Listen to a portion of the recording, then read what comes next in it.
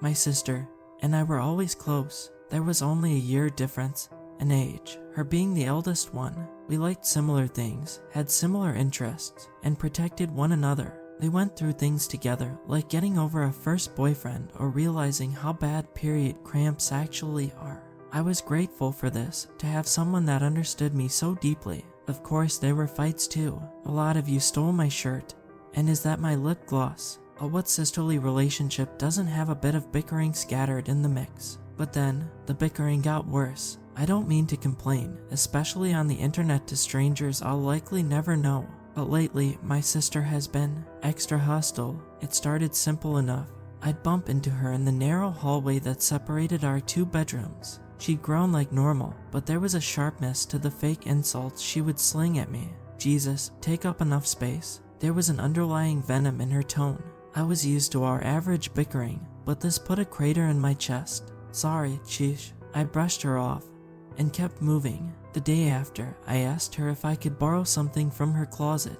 You're so annoying, Alice. She didn't say it with a tone, nor did she yell at me. She said it like it was simply a fact. Her words were flat, and she didn't even spare a glance at me. What the hell? I retorted, but she just ignored me. I started trying to avoid her after that. I figured maybe she was going through something that she wasn't ready to talk about yet. It happens, right? Whatever it was, I didn't want to be in the middle of it. More and more, my sister started shutting everyone out. She would go to school, come home, lock herself in her room, and that was it. We barely saw her around the house. Later in the night, I would hear her door unlatch, and the sound of her feet scurrying down the hallway, probably to the kitchen, since she never came down for dinner. When Mom would ask what was wrong, she would shrug her off and call her annoying, always buried in her cell phone, always with an attitude. I started taking notice of her appearance. Now my sister is pretty, I won't deny it. I was always jealous of how perfectly her hair laid in comparison to my cow-licked part. Her teeth were straight and shiny, and she was a swimmer, so it was rare for her to be out of shape. But she started to look sickly. Her face was always pale, with big black bags under her eyes. Her lips were cracked and dry, even her fingernails started to look brittle. She was chewing on them and ripping the skin along the side of her nail bed. She always looked nervous, and her eyes would dart around the room like she was constantly looking for a threat. Months went by. I started my sophomore year, and she was a junior. She wouldn't acknowledge me in the hall, and even her friends started to avoid her. They said she was gloomy and weird, a drastic change in comparison to the previous summer. She was vibrant, full of life, and usually lit up any room she walked into. But now she was miserable to be around. She would hurl insults at us and berate us every chance she got. She would walk by me and pinch me hard enough to bruise the skin. When I'd yell at her for it, I was simply met with a wide grin and a shrill laugh. She made me nervous, like I had to be on guard any time she was around.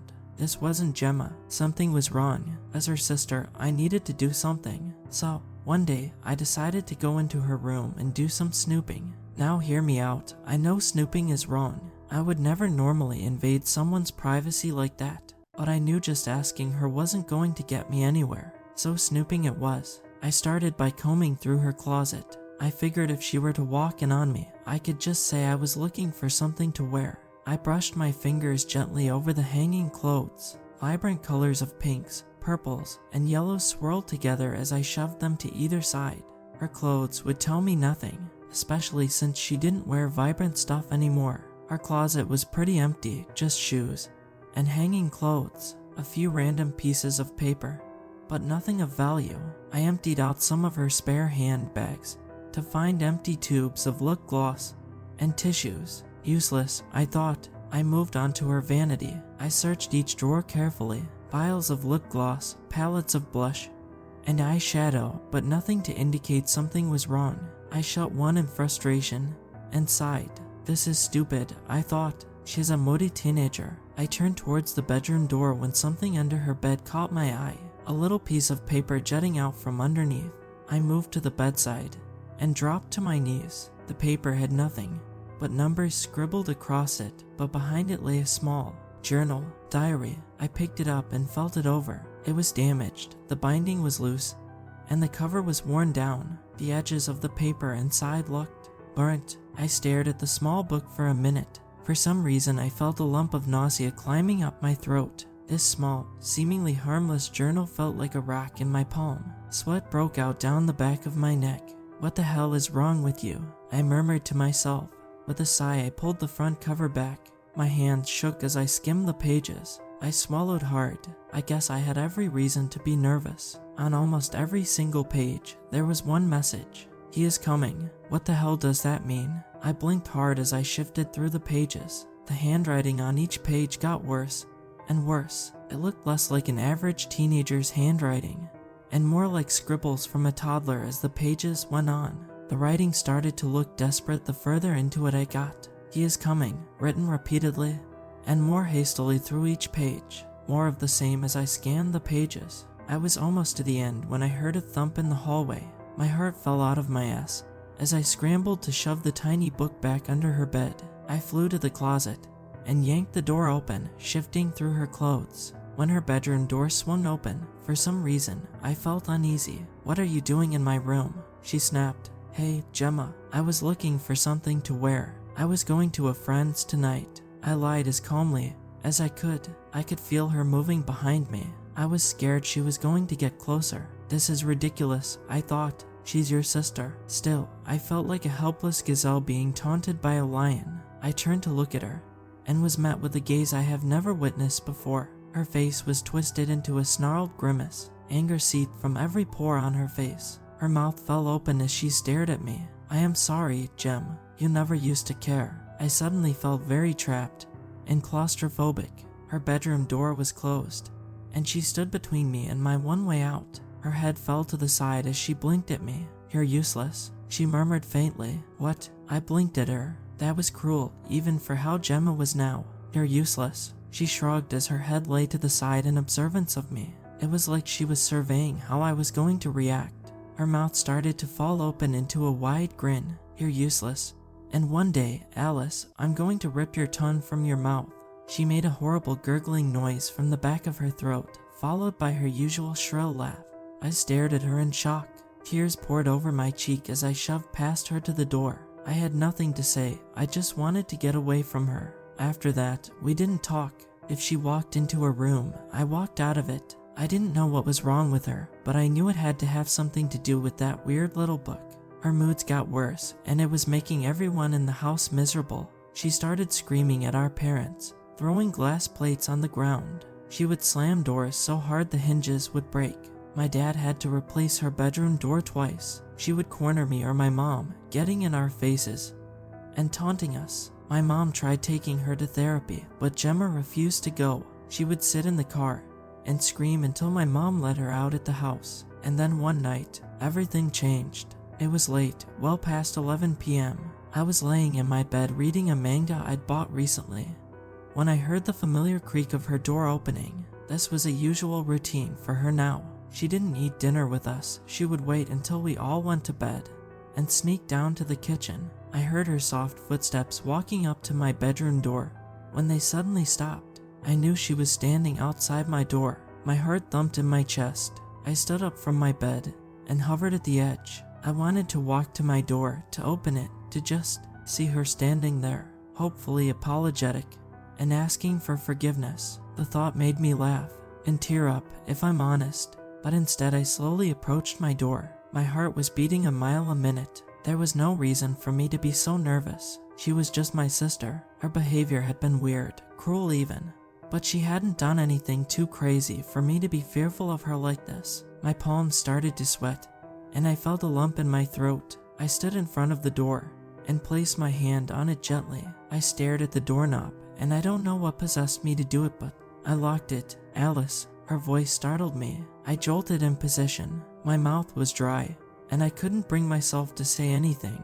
"Alice," she tried again. It was her voice, definitely, but something about it seemed so unlike her. It felt almost sinister. "Alice." This time it came as a statement rather than checking to see if I was actually there. "Are you gonna let me in?" I felt her tap against the door. I still couldn't bring myself to say anything.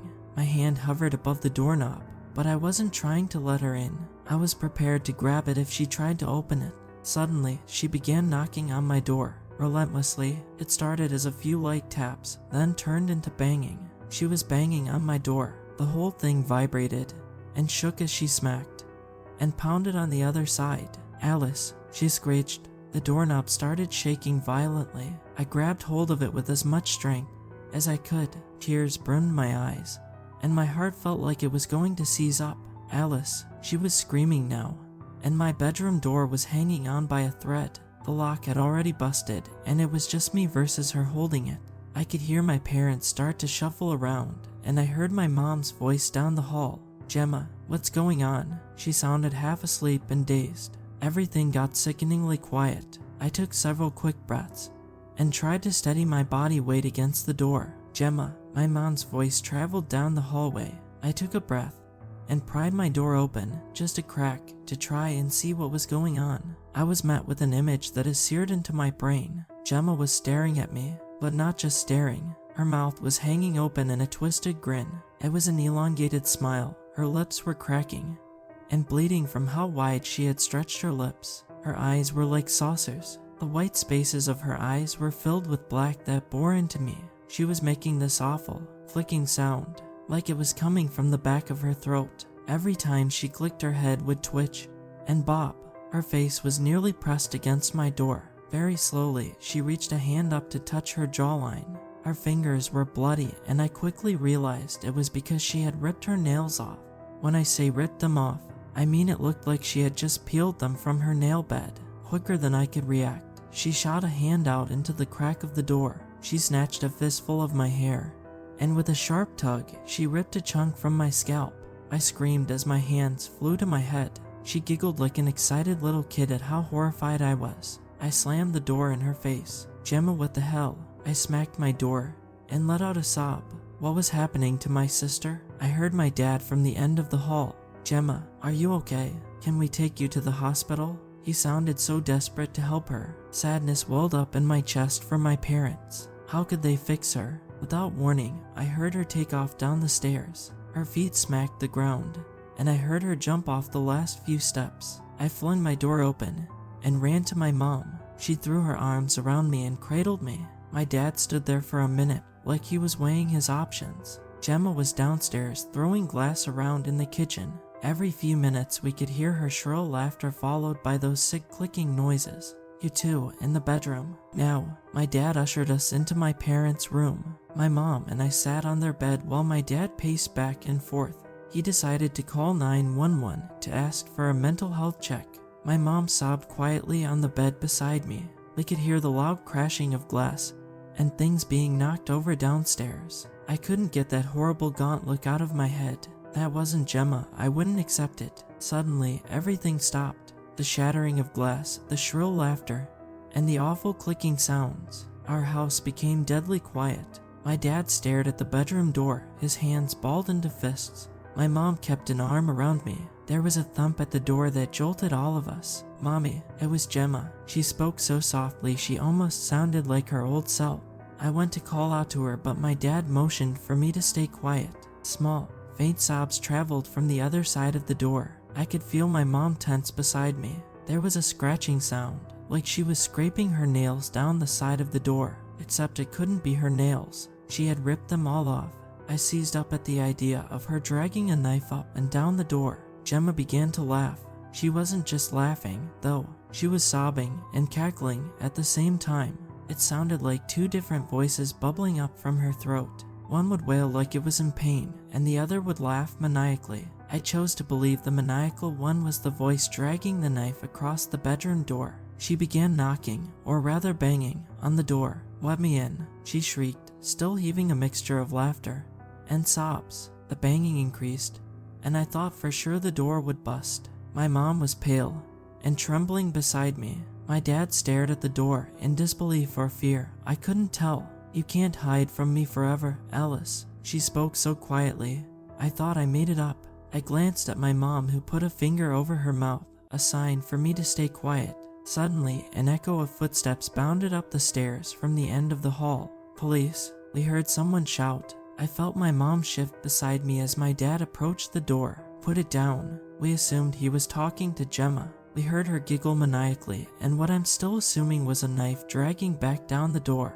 Following the shrill laughter was a plea that reverberates in my mind. Please, help me. She choked out a sob, but as soon as softness came it went. Her feet pounded against the hardwood floor of the hallway. Stay put. I said don't move, but faster than I think anyone could react. We heard a sickening cackle followed by a heavy thud. Silence. My dad waited about 10 minutes before pulling the door open. Gemma was gone, but there was a trail of blood streaking down the hallway. It reeked and made my stomach turn in knots. I was panting, both from the smell and the fear. There was a man laying at the end of the hallway, an officer, and it was clear he had been stabbed. We followed my dad down the hall, carefully trying to avoid stepping in blood. The officer groaned, and my mom heaved a sigh of relief that he was alive.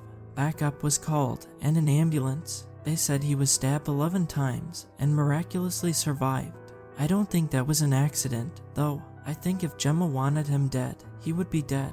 I think that softness, that small sign of weakness, was actually Gemma trying to save him from whatever she had become. There was no sign of her, though police followed a trail of blood through our front yard and onto the street. Strangely enough, it ended there. There was blood on our front door, and I guess when police arrived the door was already open. That warranted them to search inside, where they found busted glass and shattered windows. Blood was pooled in the kitchen, and handprints stained the wall from floor to ceiling like she had been crawling on it. Even the police were at a loss about what happened. They're still looking for her, but I don't think she wants to be found. Not by them anyway. The next day we packed as much as we could to leave. I was stuffing things into my suitcase, snagging a few books from my shelf to bring along, when a familiar sense of dread washed over me. My hands began to sweat, and my fingers trembled as I brushed over the tiny diary. My mouth felt like cotton as I skimmed through the pages. I hadn't seen Gemma, but somehow I knew she had put this diary in my room. I'm not sure when, but judging by the blot on the pages, it was sometime during the previous night. The pages all looked familiar, except the very last one. This is why I'm reaching out for help, advice, anything, because I'm pretty sure she's coming back for me. I'm scared, and I feel like no matter how far away we go, Gemma is going to know exactly where I am. Help, he's here. Alice,